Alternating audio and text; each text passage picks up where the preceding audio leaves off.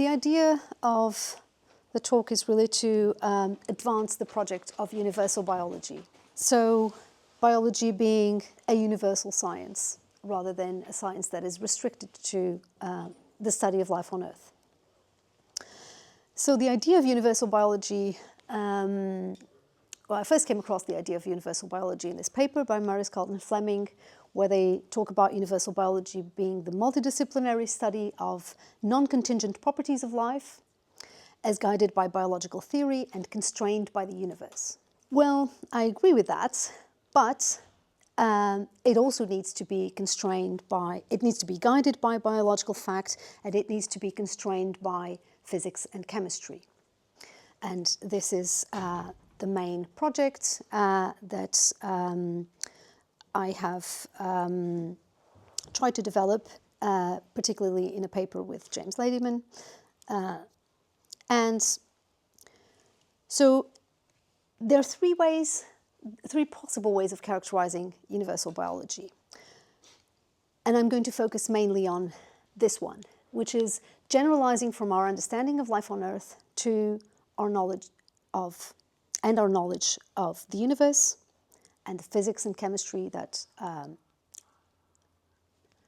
govern that universe to what we can know about life elsewhere.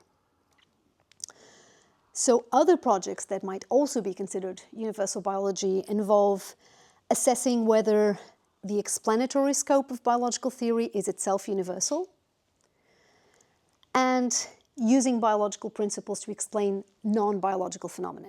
So that is, for example, the idea behind Lee Smolin's theory of cosmological natural selection.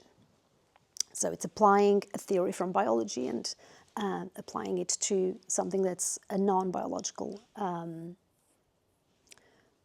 domain. And I'm not going to be focused on that. I'm going to be focused on primarily the first one.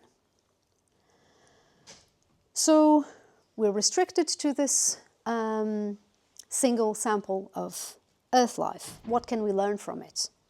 Well, a lot of people, a lot of scientists, a lot of philosophers doubt that the principles that are true of life on Earth will easily generalize because we don't really know which features of Earth life are features that are peculiar to it and are shared by all organisms just in virtue of sharing a common ancestor, or which ones are universal because they really must be that way for something to be able to be alive.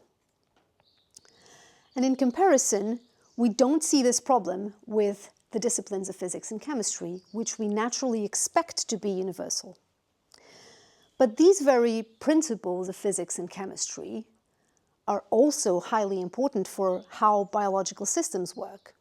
And so they also have consequences when applied to biology. And we know that those are going to be universal in the sense that they will apply anywhere in the universe. So, for example, cells face constraints related to the ratio between their volume and their surface area whenever they increase in size. And this is just due to the simple reason that when you increase in size, your volume increases to the power of 3, but your surface area only increases to the power of 2. So what that means for cells is that their metabolic requirements increase to the power of 3. But their bioenergetic capacity, which is usually tied to the cell membrane, only increases, cannot keep up with the metabolic requirements. This is going to be a universal problem for cells anywhere they occur. It's by no means restricted to Earth life. The project of universal biology is to seek universal generalizations about life that are true of Earth life and are true of what I'm calling Earth-like life, also known as life as we know it, but I think that might be a bit ambiguous. But that might apply to other kinds of life as well. And this is primarily going to be based on what we can infer from physical laws and how they constrain the ways that life can be. Now, in addition to those physical constraints that constrain how life can be, there are also going to be constraints on how life can originate. So those are going to be constraints on what are the possible processes of abiogenesis. And those are going to impose limits on naturally originated life. But these are different from the physical constraints on life, because it might be possible to artificially produce life that is both physically possible and biologically viable, but which could not originate naturally. So the two things, understanding what is possible in terms of how life can originate spontaneously versus understanding features of life that are necessary just for something to possibly be life or possibly be alive, are two conceptually distinct problems and involve different sets of constraints. A biological claim that we can make about Earth life can have different kinds of justification. Now, if it has a justification that is based on a priori concepts like logical propositions, that's going to be universally true. We can be fairly confident of that, but that's not very interesting, and it's not particularly biological either. Claims that are based on natural necessity, so on the laws of nature, and in particular on the laws of physics and chemistry, which we assume to be universal, are also going to be universal. Claims that are based or derived from principles of evolution, which we also assume would apply to any population with a certain number of features, would also be universal. Claims that follow from the initial state of the universe would not be true in all possible worlds, but would be true of this universe, which is the one that we're interested in typically, but not the ones that follow from specific features of the planet where life originated, and not the ones that are historically contingent claims that follow from any more recent events ever since the origin of life, even more contingent claims. So some things are going to be universalizable and other things are not. But it's not as if we have no way of knowing which one are which. So here are a few generalizations about Earth life that we could try to think about whether these could be universal or not. First, let's have a look at a couple of things that you can say about Earth life that are unlikely to be universal. For example, life occurs on rocky planets located in the habitable zone around a star, where the habitable zone is the region around the star where it's possible for liquid water to exist on the surface of a planet. Now, why do I think this is not generalizable? Well, it's true of life on Earth. These planets are definitely good candidates for the presence of life, but it's not a good, this generalization is not a good candidate for being universal because there is no physical principle that would justify it.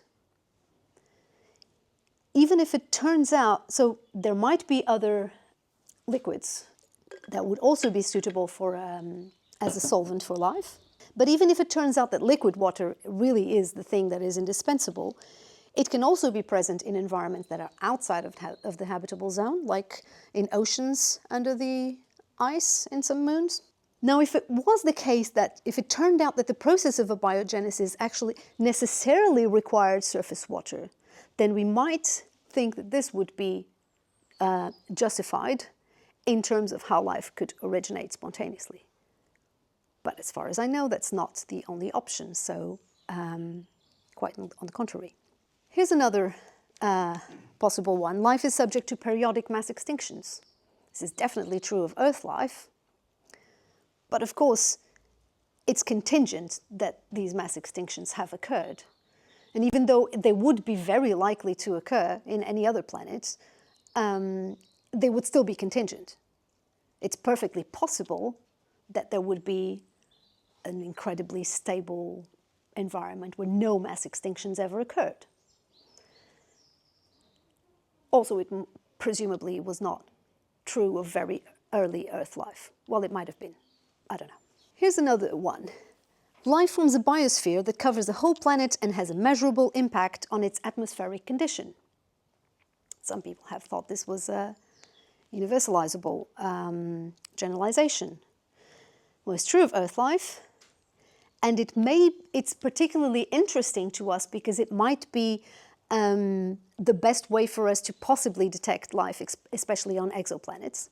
But on the one hand, you can have small pockets of life on a planet, perhaps where it has only just originated, or maybe no other.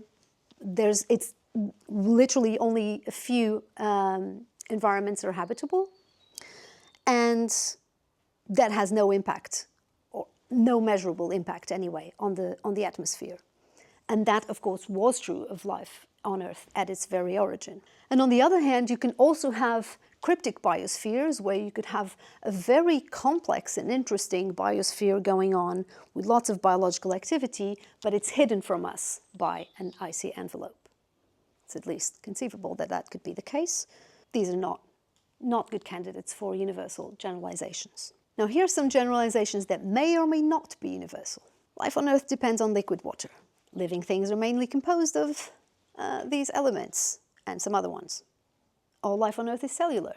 The boundaries of cells are phospholipid membranes. All life forms on Earth range in length scale from the order of nanometers to tens of meters. Large increases in size have only occurred following major evolutionary transitions involving increases in hierarchical complexity. Biological information is structural. Biological information is primarily stored in DNA molecules.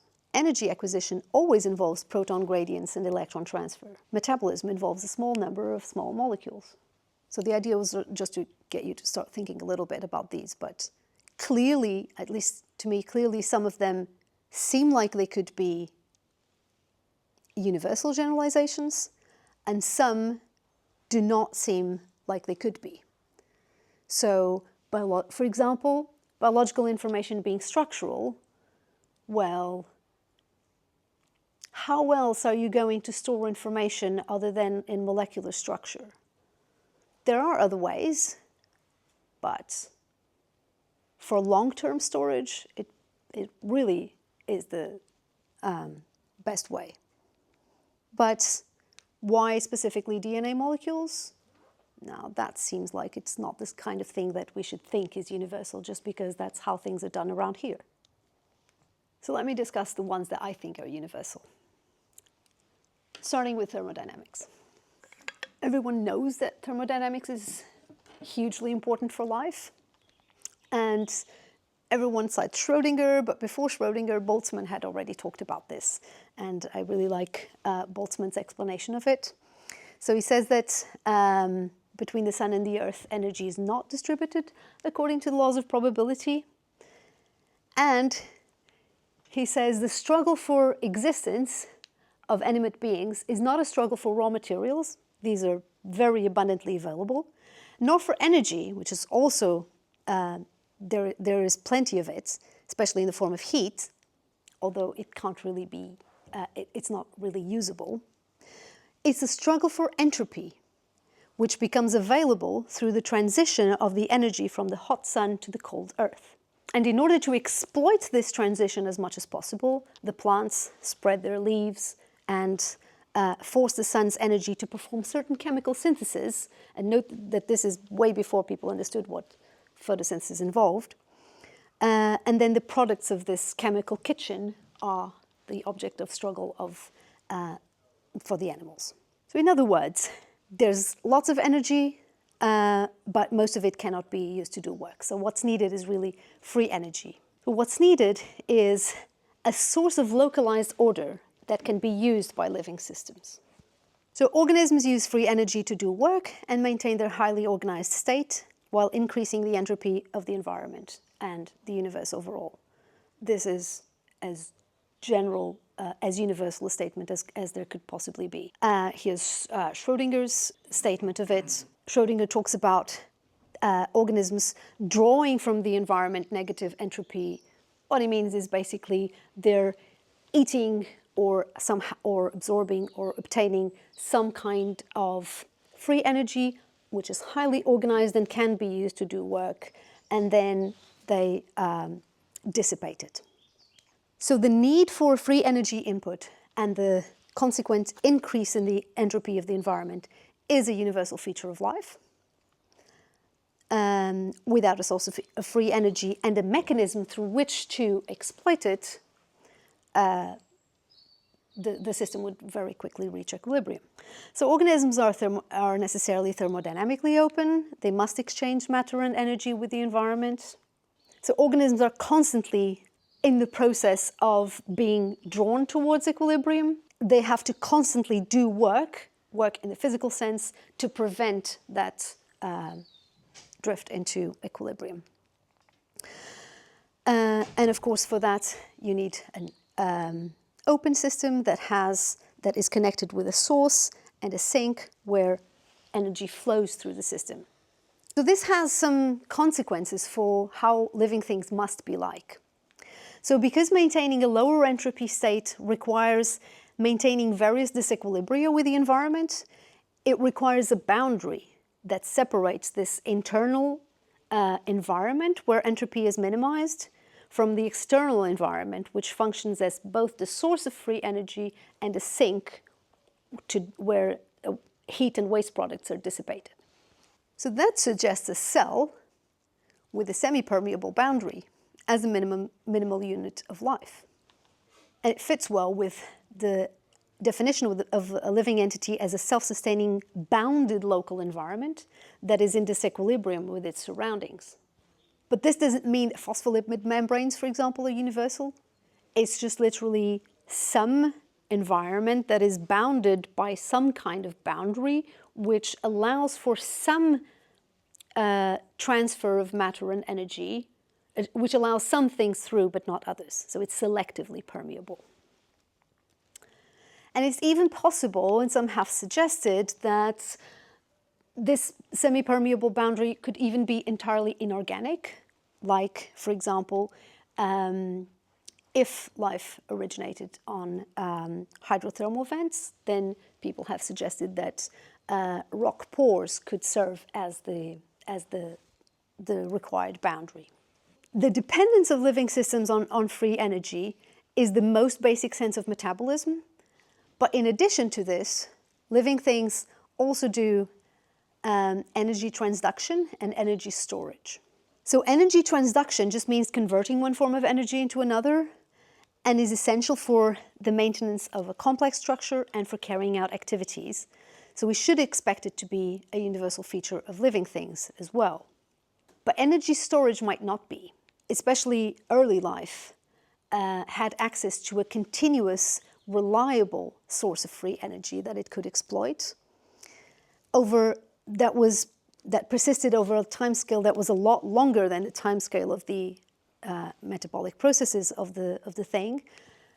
Then it could do without having this, without doing any energy storage. So it would be like a computer that only works while it's plugged in. But of course, it's a lot better to have a kind of battery that allows you to move around.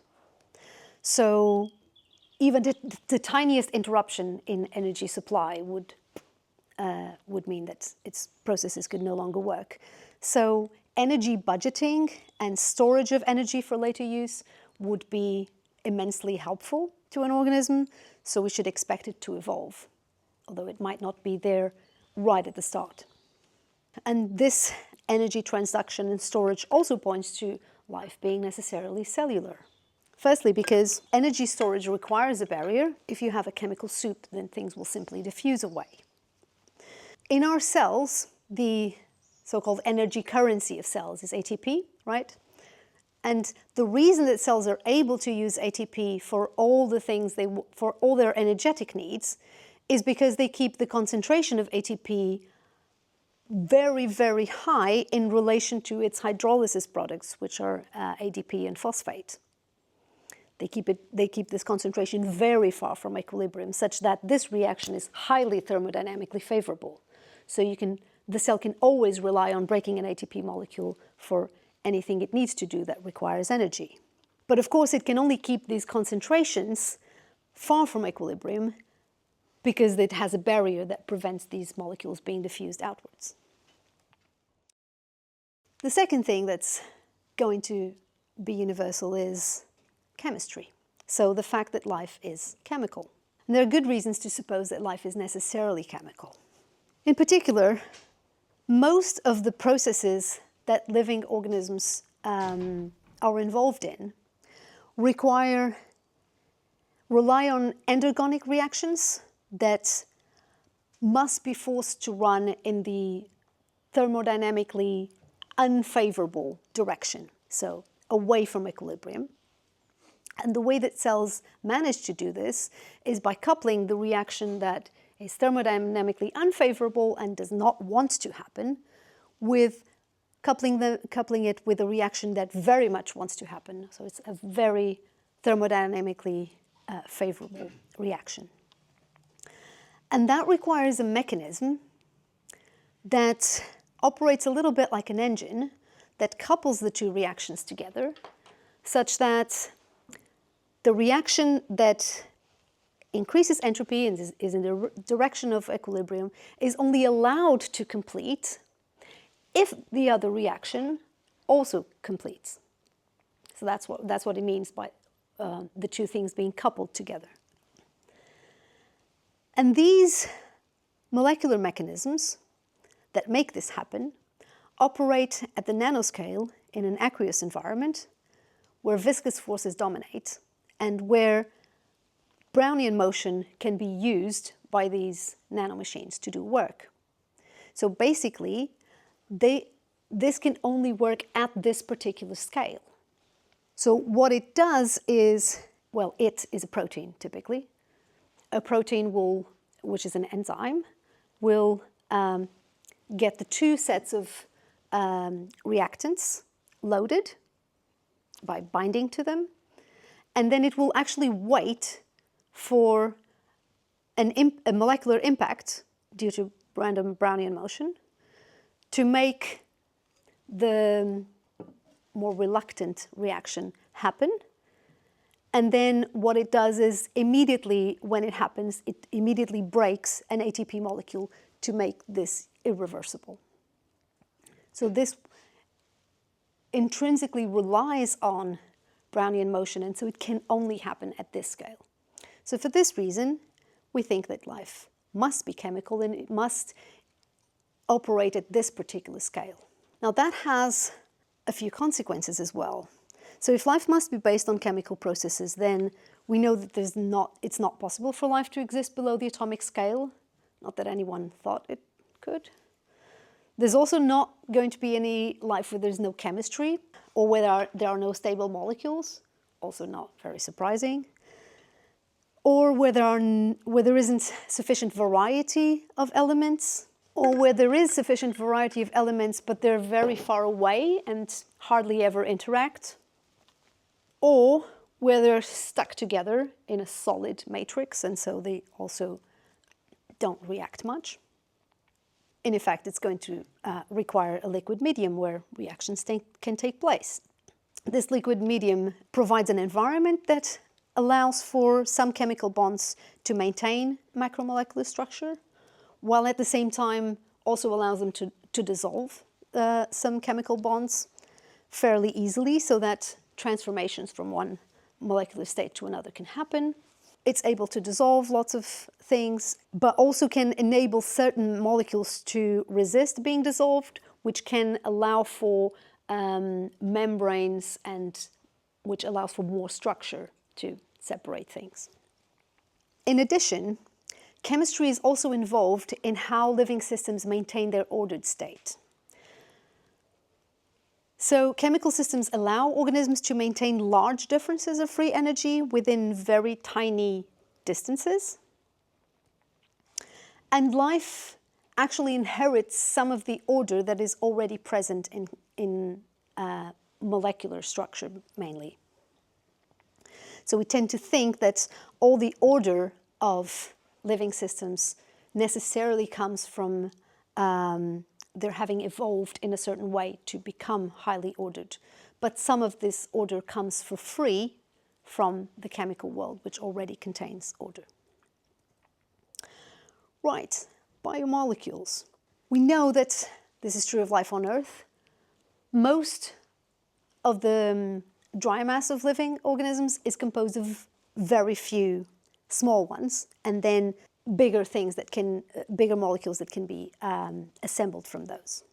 And there's also a very limited number of reactions that constitute a core metabolism that is also universal to all living things on Earth. It would be very surprising if life anywhere had to use exactly the same compounds and exactly the same kinds of the same molecules.